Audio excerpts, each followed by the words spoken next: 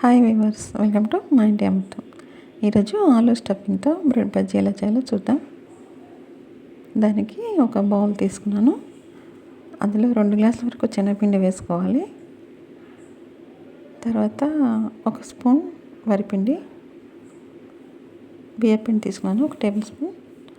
ఇది వేయడం వల్ల క్రిస్పీగా వస్తాయి బజ్జీ. తర్వాత ఇందులోకి 1 పించ్ ఆఫ్ సోడా వేసుకున్నాను, తినే సోడా. అలాగే ఉప్పు, 1/2 టీ స్పూన్ ఉప్పు వేసాను. రుచి చూసుకొని వేసుకోవచ్చు. 1/2 టేబుల్ స్పూన్ కారం. ఇప్పుడు ఇది మొత్తం బాగా కలిసేలా కలుపుకోవాలి. కొద్దిగా నీళ్ళు పోసుకుంటూ దోశ పిండి కంటే కొంచెం చిక్కగా కలుపుకోవాలి బ్యాటర్.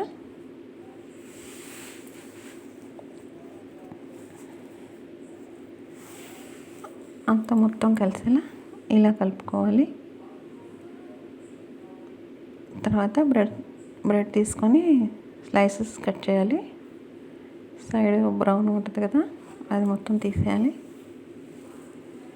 ఆలూని ఉడకబెట్టుకొని పైన పొట్టు తీసేసి మొత్తం స్మాష్ చేసుకోవాలి, చిదిమేయాలి.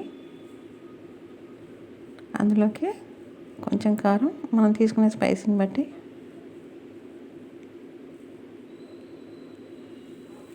చాట్ మసాలా వేస్తున్నాను నేను కొద్దిగా, బాగుంటుంది టేస్ట్ అని.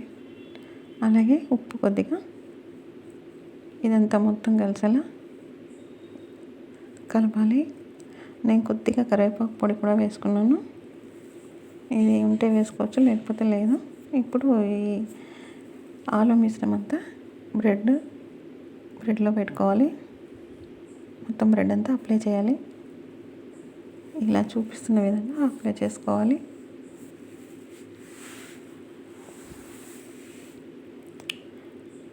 ఇలా ఒక స్లైస్ మీద అప్లై చేసుకున్న తర్వాత మరో స్లైస్ని కవర్ చేయాలి. కవర్ చేసి మనకు నచ్చిన యాంగిల్లో కట్ చేసుకోవాలి. నేనైతే ఇలా ట్రయాంగిల్ కట్ చేస్తున్నాను క్రాస్గా. నెక్స్ట్ ఆల్రెడీ ఆయిల్ పెట్టేశాను స్టవ్ మీద. ఇప్పుడు ఈ స్లైస్ని ఈ శనగపిండి బటర్లో మొత్తం అంతా కవర్ అయ్యేలా ముంచాలి. ఇలా మొత్తం ఇక్కడ ఓపెన్ లేకుండా సైడ్ ఫ్రంట్ అంతా శనగపిండి బ్యాటర్ పట్టేలా అప్లై చేసి ఇలా వేడివేడిగా కాగిన నూనెలో వేసుకోవాలి. అలాగే అన్ని స్లైస్లు కూడా వేసుకోవాలి. కొద్దిగా వేగిన తర్వాత టర్న్ చేసుకొని మరో పక్క కూడా ఇలా బ్రౌన్ కలర్లో వచ్చేలా ఫ్రై చేసుకోవాలి.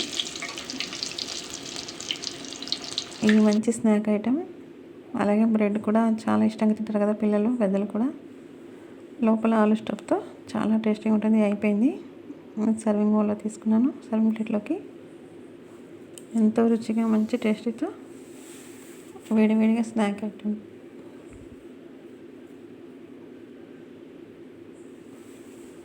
లోపల స్టఫింగ్తో కారంగా క్రిస్పీగా సూపర్గా ఉంటుంది. ఒకసారి ట్రై చేయండి. Thanks for watching.